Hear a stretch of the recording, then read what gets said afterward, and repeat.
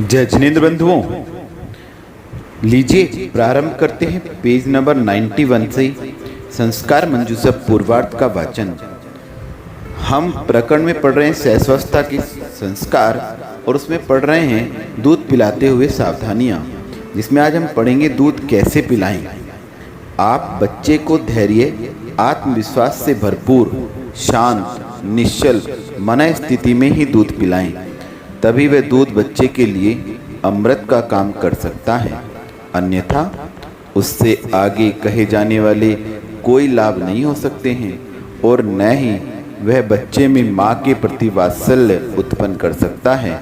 आप बच्चे को दूध पिलाना फालतू का समय खराब करने वाला काम नहीं समझें, अपितु एक अति आवश्यक काम समझें, क्योंकि उस दूध से प्राप्त शक्ति और संस्कार अंतिम समय तक उसके साथ रहेंगे। सुख दुख के समय में वे संस्कार दूध पिलाते समय की भावनाओं के अनुसार उसको सहन शक्ति या कायरता उत्पन्न करेंगे। अतः आप दूध पिलाते समय इधर उधर के सब काम छोड़ दें। यदि आपको खाली बैठना अच्छा नहीं लगता है तो आदर्श महापुरुषों के बारे में सोचते हुए या उन पुरुषों के जीवन से संबंधित छोटी छोटी पुस्तकें, उनकी कहानियाँ, उन संबंधी कविताएं जिनका जीवन शिक्षाप्रद तथा आत्मविकास में सहायक हैं, पढ़ सकती हैं।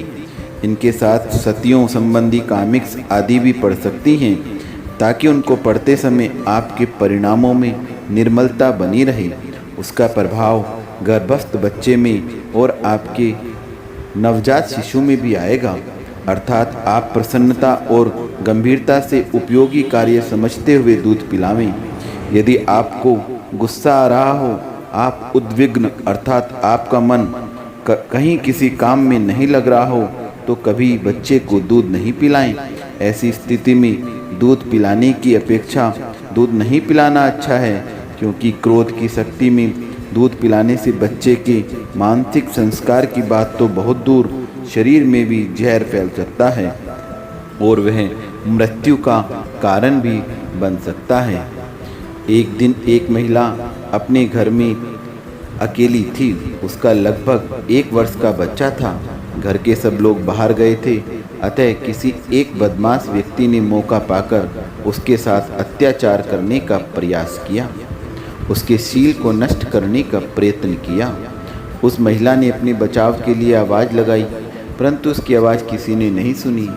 तब उसने अपने शील की रक्षा करने के लिए अंदर से झुलसते हुए क्रोध का जहर भावों से दांतों में भरकर उस बदमाश को काटना प्रारंभ कर दिया। इस प्रयास में वह अपनी शील रक्षा में सफल हो गई। बदमाश हार कर भाग गया। जब महिला अपनी रक्षा के लिए बदमाश से लड़ रही थी तो उसका बच्चा रो रहा था, इसलिए बदमाश के भागते ही उसने बच्चे को चुप करने के लिए अपना दूध पिलाया। थोड़ी देर में बच्चा हरा नीला होने लगा। वह घबराकर उसको डॉक्टर के पास ले गई। डॉक्टर ने परीक्षण करके बताया कि उसको जहर चढ़ा है। उसने विस्मय से कहा, क्या कहा? डॉक्टर साहब, मैंने तो इसको कुछ भी नहीं खिलाया है। यह इतना छोटा है, कुछ खा भी नहीं सकता। मैंने इसको मात्र अपना दूध पिलाया है। डॉक्टर को भी कुछ आश्चर्य हुआ। वह सोचने लगा, क्या ऐसा हो भी सकता है कि माँ के दूध में भी जहर हो, जबकि माँ तो पूर्णतः स्वस्थ है, लेकिन बच्चे में जहर का प्रभाव दिख रहा है। किसी दूसरे जीव जंतु या पदार्थ का भी नहीं है। डॉक्टर ने जहर का मूल कारण जानने के लिए उसको दूध पिलाने के पहले क्या क्या हुआ था उसके बारे में पूछा। महिला ने समस्त वृत्तांत डॉक्टर को सुना दिया। डॉक्टर को पूरा स्पष्ट सुनाई दिया। डॉक्टर ने इस घटना को सुनकर निर्णय किया कि जैसे हमारे परिणाम होते हैं, वैसा ही रसायन हमारी ग्रंथियों में निर्मित होता है और फिर ग्रंथियों से निकलकर हमारे शरीर में फैलता है। अतः आप शिशु को दूध पिलाने के कुछ समय पहले ही शील रक्षा के लिए क्रोधित हो जहर उगल रही थी, और उस क्रोध के शांत होने के पहले ही आपने बच्चे को दूध पिला दिया, इसलिए उस बच्चे को आपका ही वह जहर चढ़ गया। इस प्रकार आप किसी से लड़े भिड़कर, नौकर चाकरों को डांट फटकार करके, किसी को कुछ कह देने पर संक्लिष्ट होकर, टीवी पर कोई आतंकवादी घटना देखकर एक्सीडेंट, बलात्कार, भूत प्रेत आदि के चित्र देखकर अचानक किसी कारण से भयभीत हो गई हूँ, तो किसी विशेष सूचना को सुनकर उद्विग्न हो गई हूँ, तो तत्काल बच्चे को दूध नहीं पिलावें, क्योंकि भिन्न भिन्न कारणों से शरीर में विभिन्न प्रकार के रसायन, हार्मोन, केमिकल्स आदि उत्पन्न होते रहते हैं और ये सब दूध में मिलकर बच्चे के शरीर में पहुंच जाते हैं और उसमें शारीरिक बीमारियां और मानसिक बीमारियां तथा खोटे संस्कार उत्पन्न करते हैं।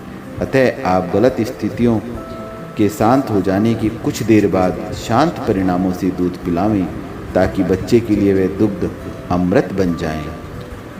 आज का इतना ही वाचन, कल का वाचन फिर करेंगे। गुरुमा विज्ञानमती माता जी के चरणों में वंदामि गुरुमा, वंदामि गुरुमा, वंदामि गुरुमा।